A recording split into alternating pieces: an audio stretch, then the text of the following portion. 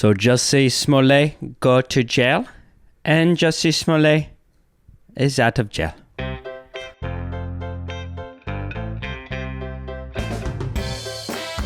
Hello, everybody. Welcome to the Tyler Fischer Show, episode 49. Today's episode is going to be in honor of Jussie Smollett, the victim, really, of the heinous crime. Have you heard about this? Have you read about this? Working on my late night talk show. Have you heard about that? Have you read about this? Have you been reading the papers? But today's entire episode is going to be a fundraiser. We're trying to raise money for essentially the victim called Jussie Smollett. Smollett is an Italian, black, Jewish, French name. And if you haven't heard what happened to this poor guy, man, I hope you're sitting down. It's gut-wrenching. I'm going to try not to cry, okay? I'm going to try not to cry, and you do the same, okay? This man was an actor on a show called Empire, a series regular, absolutely, good actor, young black gay gentleman, gentle but rough around the edges, how I like it. I like my coffee. And essentially, this guy had a series regular on this TV show, Empire, which is nearly impossible. I've had one co-star role and one guest star role. So co-star, you have a couple lines. It's like 5 lines or under. Guest star, you might get a couple pages of lines. You might be incorporated into that episode's story, and then you're done. You can't ever come back on the show unless they rewrite you back into the show. So this guy's got a series regular. I mean, this is a pretty big stuff. This is big stuff. Some big, weird, wild stuff. Millions, not millions, tens of thousands of actors would kill to have this role. So this guy, he's doing a good job. He's on the show. Everything's going well. And then one day, he decides he wants to get a Subway sandwich at 2 a.m. in Chicago during a blizzard. So he's walking to Subway sandwiches at 2 a.m. during a blizzard to get his Subway sandwich. Maybe he's getting the turkey cheese. Maybe he's getting the meatball. He has many ethnicities and backgrounds, so maybe he was going to get a combination of all different meats and flavors to represent his diverse background. So he's on his way, and lo and behold, it's illegal to even talk about this. See, the cops are going to come arrest me because I shouldn't be talking about this. This poor man gets attacked by 2... it wouldn't surprise me if Jussie Smollett was getting attacked again, and that's why the cops are on their way. Do you hear that? I bet he's going to Subway. What time is it? It's only 7:45. So a little early for Jussie to eat dinner, but he could be going to Subway sandwiches down the street here in Brooklyn and getting attacked. Back to the story. On his way to Subway sandwiches, 2 MAGA country Trump-loving racists jump him. Call him a faggot, I believe. The N-word, maybe. And then tie a noose around his neck. And it turns out I don't know. I don't think we need to be getting into details here, but just quick side note, he hired them, and they were 2 Nigerian models. Absolutely stunning, gifts of God, just sculpted bodies. And he hired them to pretend like they were 2 white Trump-supporting racists to hang a noose around his neck. Again, we don't need to get into semantics. I don't even know if that's the right word. Specifics. And then he goes on Good Morning America and the Today Show and The View and everywhere, and Kamala Harris is standing up for him and calling for justice, and Barack Obama and all of the people, and then, wouldn't you know it, he gets caught for faking a hate crime because everything he said is on camera, and he wrote a check to the two Nigerian guys for fake beating him up. So this poor guy goes to court, is found guilty on 5 charges, felonies, lying to cops, all this stuff, hundreds of thousands of dollars from the Chicago Police Department used towards his case and not towards the mass murders going on between the citizens of Chicago. What else? He gets caught. The judge scolds him, roasts him even. You're an embarrassment to yourself. It doesn't matter how long I sentence you. You've destroyed your own life. You're the butt of jokes. You're on SNL. You're on the Tyler Fischer Show podcast. Everybody's talking about you.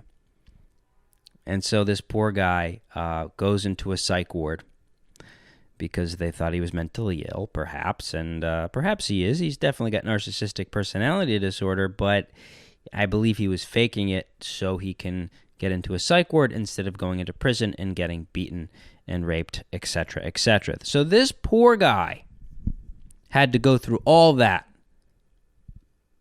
And finally, he's out on bond. He's out on bail bond. Bail bonds. Bonds have been bailed, and he's been debonded from the bail.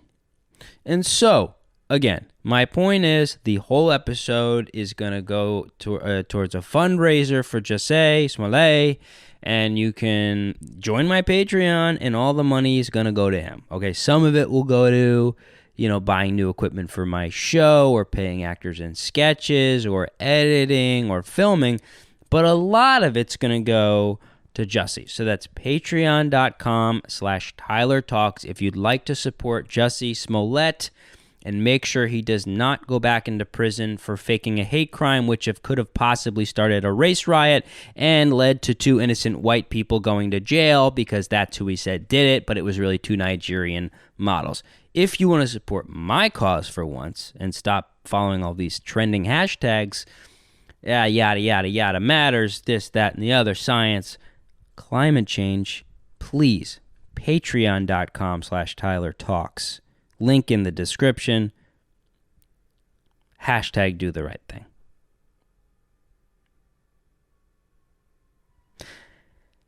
So there's a real massacre going on outside. The sirens have been going on all night long. All night long. I just had to do a voiceover audition. It's down to the wire. Sometimes I get these very last minute. I go in my little closet. Dog starts barking. Not mine, obviously. Well-trained. Well-trained. Not going to bark. Not going to do. Very quiet. Gave him timeouts as a puppy. He learned you do a barky, you go to timeouty. Now he's sitting here quietly. Dogs start barking and sirens start going off. I go, you got to get out of town. You got to get out of town. I mentioned last time I am looking at apartments in St. Petersburg. Going to get through this spring and summer here, reassess my financial situation, my life situation, and then I will be hopefully getting an apartment elsewhere. And I actually was offered a job today in another state, which I am not at liberty to say much about it, but it's a very special, very funny person who asked me to help or work on funny things together, but I'd have to perhaps move to another state. I'm going to chew that over with my new, very loving, very wonderful manager on Monday and decide if that's the right move. Either way, maybe I can share the news with you next week if this person gives me permission to share. But very, very honored because it's somebody that I really respect their career and their comedy. So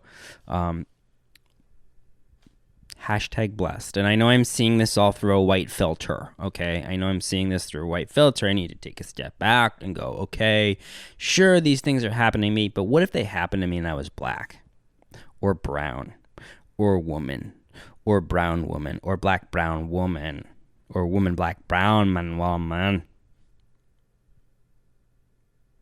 And isn't it really all about checking your privilege?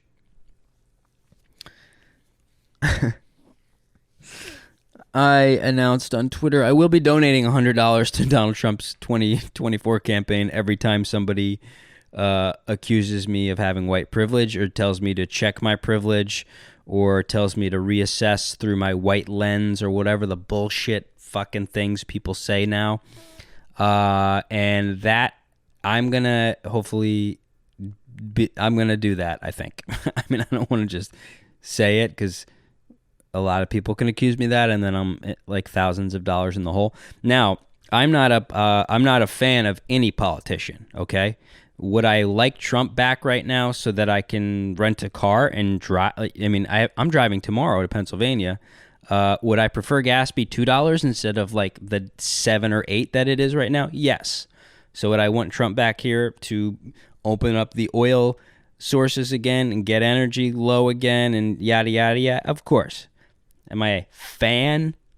No, I don't want to be a fan of any politician, but the white shame and stuff doesn't have any end in sight. So I'll make that formal announcement if anybody says to me, and this is going to be an in-person thing, nothing online, because somebody wrote it to me 10 times and goes, all right, there's $1,000. White privilege, white privilege, white privilege, white privilege. And she goes, there's 1,000. So if it's a genuine thing and it's in person and it's not somebody egging me on who knows that I'm going to be doing this, I will be donating $100 to Donald Trump's 2024 campaign because I don't like it anymore. I saw the Oscar shorts. The Oscar shorts. Oscar is so short. He's like Pete Buttigieg. Pete Buttigieg. Who could even say his name? There was something easy like Trump or Stump or something. He could be Stump. Pete Stump because he's frankly the size of a stump. He's so small. People said, why did you, they said I dissed him when I met him, but I said I didn't see him. He was so small I couldn't see him. Give him a booster, right? Pete Boosty Pete. I saw the Oscar shorts, which I recommend if you're into movies or filmmaking. Every year they have 5 Oscar shorts. They're short films. I think 15 or 20 minutes and under constitutes a short film, and they have 5 or 6 in a row for the live action, real life, and then they have 5 or 6 animated ones, and then they have a documentary series. It's a lot of fun, and then you get to see shorter films, more of them, newer filmmakers. So my buddies and I went to see the live action, and there's a bit of an issue going on now, and I think this trend happened with the Oscars, which is filmmakers started making movies that would win Oscars. That's been going on for a long time, needless to say. Well, then why need I say it, Tyler? Need you not? Need you? Yes, sir. Thank you, sir. And the same thing is happening with these shorts. Now, I've been going to do the. I go by myself. I love doing it. I've been going for years. But now I have these like friends or whatever who want to like do things together. I'm like, fine, I guess. So my buddies and I would go to see the live action. We had a long discussion after, 2 or 3 hour discussion at a diner. We talked about the films. We talked about the trends of the films. It's a real shame, this lack of human communication over the last couple of years, clearly for billions of reasons. But man, seeing a piece of art in a group with friends in a social setting is so important because we quite literally sat at a diner and talked for 2 or 3 hours, then walked for an hour and continued to talk about the films, how it impacted us, what we thought of the story, what we thought of them technically, given I was with a couple of acting and filmmaking nerds, but anyone can do it. It's a fun thing to do. It's a fun prompt to see a movie, and I go, man, if the lockdowns were still happening, and I know they are in Australia and Canada, and I'm sure other places too. Sorry if I'm missing some of those, and I know I mentioned the mandates were over in New York. If you're in Australia or Canada, I see you, I hear you, I'm sorry. That fucking sucks. I know you still have those going on. All I could say is that I'm not going to let it go, and I'm going to continue drawing attention as much as I can to the atrocities of these mandates and everything. So I will continue to make videos about it and jokes about it, and I feel you, I know, because that's the thing. You we're all pretty isolated in our world. It's hard to think of everybody in every country and everything. So the mandates are over here. You can easily just get back to it and forget. But I still have a very sour taste in my mouth, and I'm still angry about it. And I'm as of now not going back to a lot of the places or any of the places that told me to fuck off for not getting the vaccine. So I'm with you. Hashtag I'm with you. Hashtag with you I am. Hashtag I be with you all the time. Blah, blah. Now we go to the diner. We start talking about these films. And now each film that gets picked to go into the Oscar shorts have some kind of modern, or current cultural virtue signaling bullshit. And they're short films, so everything's boiled down, so they have to punch that point right in the goddamn nose because they don't have time to weave it in or subtly say something like, check your white privilege, Batman, as in Batman, the new Batman, where Batman is checked for his white privilege, the very Asperger-y guy living in a subway with an old British butler. But we all agreed, okay, happened to be 4 white guys, I guess. One of them's maybe mixed or something. I don't care because I don't keep a checklist of everyone's race and gender when I meet people. But one of the guys who I didn't really know seems like a great guy. I'm not causing any trouble. Yeah, I don't want any fucking trouble, okay? I might see this guy around again. I don't want to go, hey, you're the guy talking about me in the podcast. Hey, what the fuck are you doing? That wasn't an impression of him either. So if he's watching it, that wasn't an impression of me. That was me just doing a guy. Okay. But the said person, when we all unanimously agreed that one of them was a clear virtue signal about, I'll just tell you what the film was. It sucked. It had no plot. It had no arc. It was, I believe the background was Indian. It was an Indian family. I believe it was something else. I don't know. Pakistani. I believe Indian. Let's say India. In the UK, in England. Okay? The entire film is the family getting ready. Somebody's getting married and trying on a dress. Cops come to the door and murder all of them. That's it. That was the entire film. Oscar shorts, the most prestigious award show in the world, the most prestigious stock of films to be picked, to be played in theaters around the world, to get your short film out there. It was an Indian family getting ready for a wedding. Cops come to the door and murder all of them. And then one of the guys is still alive. He's some rapper of some sort. And he starts rapping to camera, basically being like, you did this because I'm Indian. I knew that you would fucking win. I'm not going to do the whole rap. The rap was good. We all hated it. And not just because it had the virtue signal in it. It was a lazy film. It shouldn't have been in there. And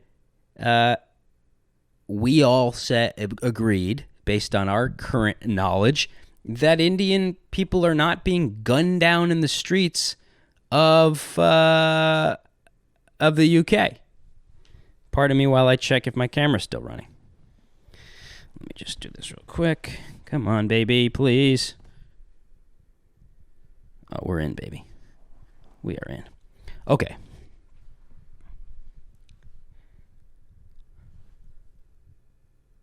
So, we all agreed. All of us. We said we hope it doesn't win. Soon after, I continued my point a little bit, and I got stopped and reminded that I was actually seeing this film through my white lens.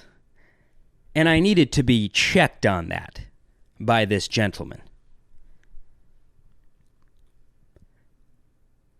And Well, first, it's just fucking annoying. Enough already. What's the point of all this? You know, we actually ended up getting in a pretty heated debate for, I don't know, 6 or 7 city blocks. And it's not like I'm upset we had the conversation. It's always good to be pressed for many reasons. How are you handling it? Are you staying calm? Are you getting out of control? Are you able to keep your points straight? Are you able to make a point and defend yourself? So, yeah, I'm tired of it. All this shit, white stuff, race stuff. But I'm also not going to put up with it. So I asked him to explain, and we went back and forth. He's like, well, you're white, so you're seeing it as a white person. I'm like, yeah, but I am also seeing the data, and I don't see any data that Indians or black people are being gunned down the streets in the UK or the United States. It's just not true. It's just not true. More police officers are killed in any disputes with citizens than the citizens themselves, not to mention the most people who are being killed by guns are black men, and they're being killed by black men. That's not a judgment or an opinion. That's just the fact. And so to be checked, to have my privilege checked when I'm just expressing how I felt about a movie, it's so infuriating because there's nowhere you can go with it. And you know the trick. You know how it goes. Maybe you've gone through it. You play it out for 5 minutes. You get a little defensive. You go, what? And then they just, you're getting defensive. See, now you can't even handle being accused of being white. It's like, I honestly don't know what to tell you. Is this what we're going to do? Every single conversation you have to check yourself, remind yourself that you're white. I'm taking these fucking earphones out. Remind the other person that they're white, or say, well, I'm sorry because you're a different... You can't live that way. It's poisoning everybody. Everybody. And I said, yeah, what's your point? What is your point? Why do you have to do this? Well, you have privilege over them. And I go, well, no, you can't say that generally, because you break it down by the individual experience. You cannot make an overriding statement that one race is more privileged. People go through different things, right? And he's telling me how privileged I am without knowing a goddamn thing about my life. It's so infuriating, And so, I mentioned, my life story is a little unique and weird, And one of the films we saw was about a dwarf. It was a Polish film that we all really hoped would win the best Oscar short. It's fantastic. The actress was fantastic. Happened to be a dwarf, but also that had a lot to do with the story. I don't know if she wrote the story, but essentially a woman, a little person who's painfully lonely. She's a maid. All her day is just cleaning shit off of sheets, just stuck in this chemical-ridden laundry room with this old woman. She's just chain smoking. People are mean to her, saying she's in the circus, all this awful short shaming stuff, which I may happen to know a little bit about. An incredible film. I think if you are short, you relate to it more. I definitely did relate to it a lot, being bullied for my height a lot. But it would be like me saying, well, you guys can't watch this film or have an opinion because you're not short. You don't know what it's like. Because that's what happens when someone white has an opinion. They go, yeah, but you're white, so you can't really have an opinion on a movie that's about a black person or has a black person in it. It's like, no, I would never say that. And all of us, the guys, we all, man, that movie impacted us because at the root of it, it was about loneliness. It was like, it really honed in on her. Being painfully lonely and wanting to have a partner. And I said, well, dude, you're saying that like every black person's oppressed and every white person's privileged. Like I said, well, you take a middle-class black person raised with a good family, has got a good job and a good family, is attractive, is in shape, is tall, has a beautiful wife and kids. I said, does he have a better life than that Polish dwarf who's like gonna kill herself in this movie? I said, I found my mom trying to kill herself. And you know what he said? He goes, well, she's not black. What if she was black? I mean, it's just so cheap. It is such a cheap argument. There's nowhere to go with it. There's nowhere to go.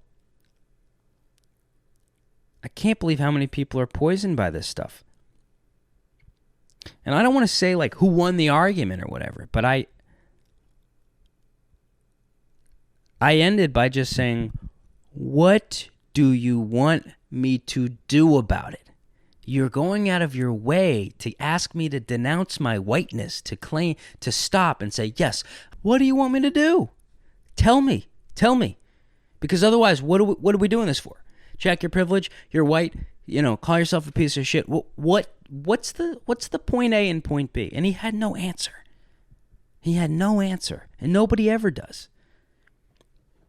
There's no reason to live a life where before you talk about a problem you have or share an opinion on something, every time having to stop and go, okay, well, I will be saying this as a white person just to let you know, okay?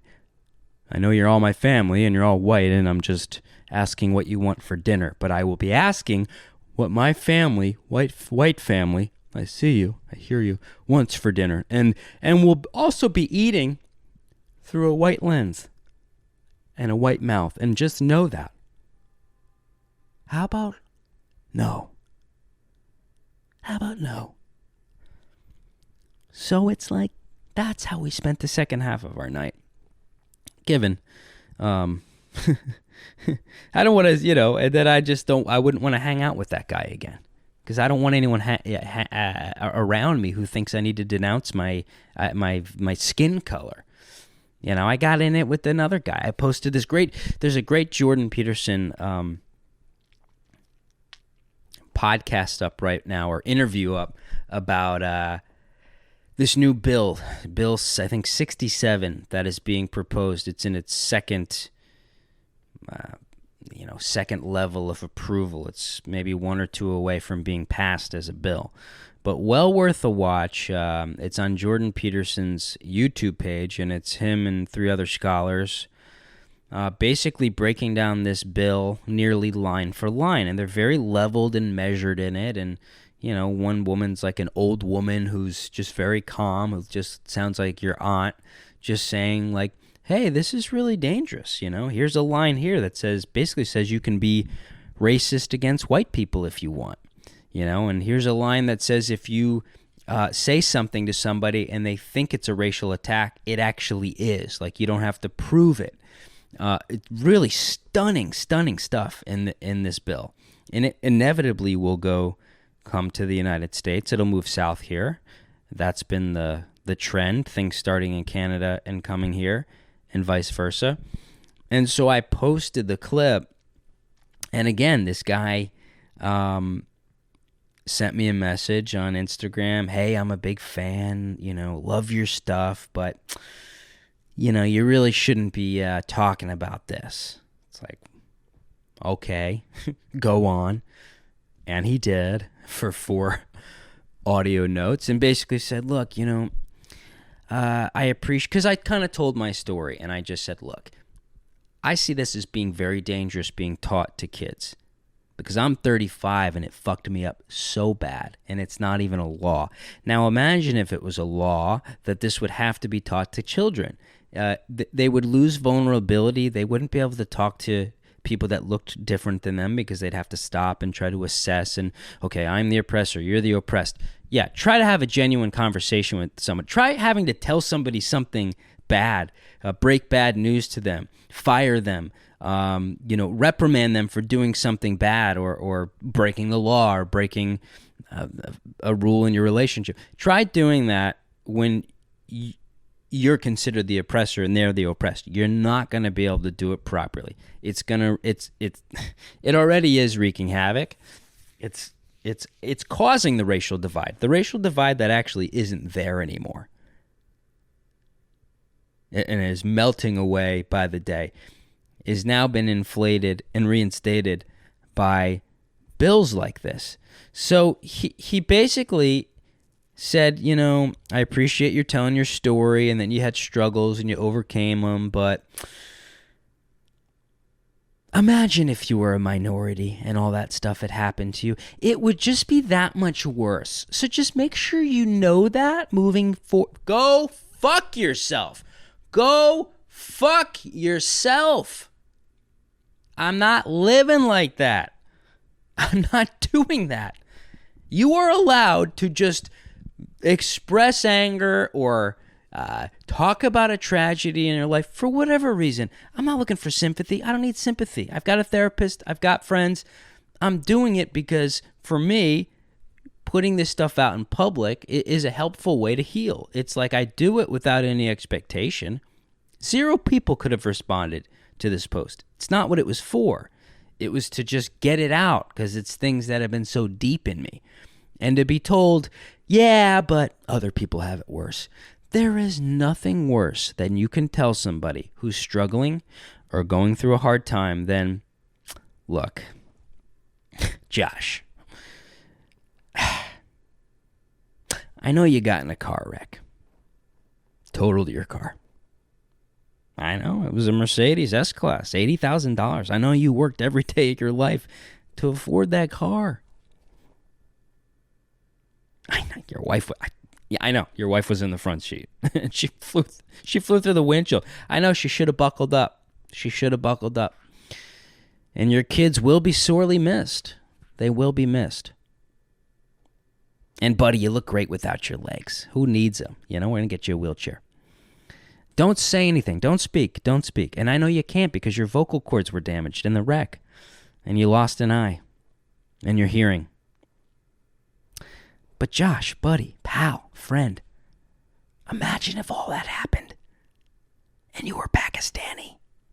Yeah, I know. You feel better, right? All right. I'll see you, man. You have 8 more minutes to live, they just told me. But, that's more than you'd have if you were black, right? They'd probably be like, you only have 5 minutes to live. Am I right?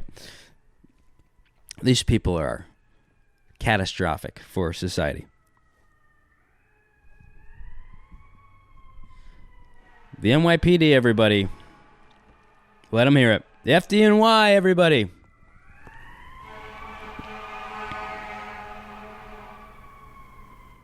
I hope that's not a white person whose house is on fire. Because imagine if they were a black woman lesbian.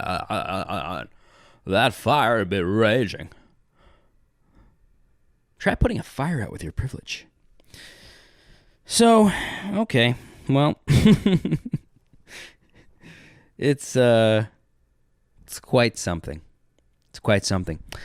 Everybody, this episode is brought to you by Chalk. Why did I throw my hood on? Because I'm in workout mode. I'm in energy boost mode. I am in beast mode. I have been taking Chalk now for 1 month. And you tell me. Go back and watch my old podcasts and see if my energy's been boosted. It has been boosted because Chalk is made with 100% all-natural, ultra-pure, high-quality herbs. Helps boost your testosterone, helps boost your energy, boost your mood, level your mood a little bit. We got all these chemicals banging around in our brain, and Chalk just helps you settle them down and stay focused and stay energized. So just go to the website. See what they have to offer. They have something for everybody, for all types of people. Go to chalk.com, CHOQ.com. Use code Tyler35 for how much? 35% off. Store-wide. There's a lot of stuff going on right now in the world, okay? There's a war. There's a pandemic. There's a war on a pandemic. There might be another pandemic. So start taking care of yourself, start exercising, eating healthy, and implementing some healthy supplements. Chalk.com. On the positive note, I'm living my life and hope all of you are too. And you only want to let this stuff get to you to an extent. But I feel like I have a duty to try to stop this stuff, because I don't want to imagine my children getting messages online and lectures whenever they share something positive or negative. Hey, you just got that because you're white and your dad's white. Or, hey, I'm sorry to hear about your loss, but imagine if you were a different. I mean, it's really not good. It's causes people to clam up and then not share their story because they're anticipating being shut down. So, but always a good chance to have those conversations and see how you feel. New sketch coming out. That's the good news. New sketch will be out on Monday.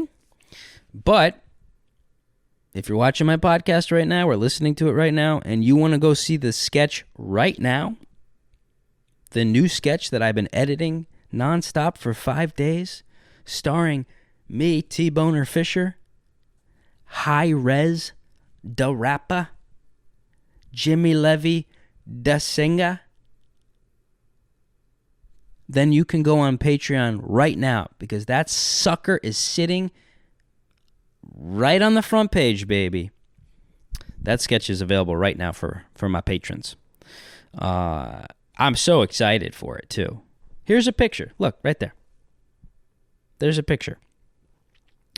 I won't really say much about it, except it's about two guys who have been listening to the CDC for the last couple years and been living their lives based on the notifications they get from the CDC. And that's what I'll say about the sketch. Filmed it in Orlando, Florida. Right? You're going to see that it's a different setting. I'm usually in a cityscape, but you're going to see some trees and birds and whatnot. And, I've been texting back and forth with High Rez. I called him Rez in Florida. I kept being, I kept calling him High.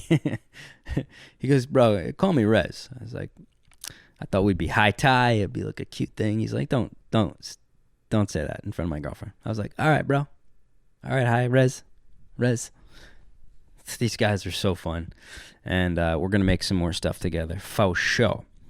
So that new sketch is out now on patreon.com/TylerTalks. Along with months and months of behind the scenes and all sorts of stuff. And then Monday, it'll launch. And that's what's going on. I think I'm going to end it there, because I'm heading tomorrow morning to Pennsylvania to have a bros weekend with some bros, a very much needed disconnect from social media and the internet and my parole officer and stuff. Good to just get a break. And Jussie Smollett will be there, and me and my bros and Jussie will just deep throat some 6 inchers, some foot longs, some Italian subs, and just chill and just be with each other and just plan our next fake hate crime. As white people, of course, through the lens of a white person.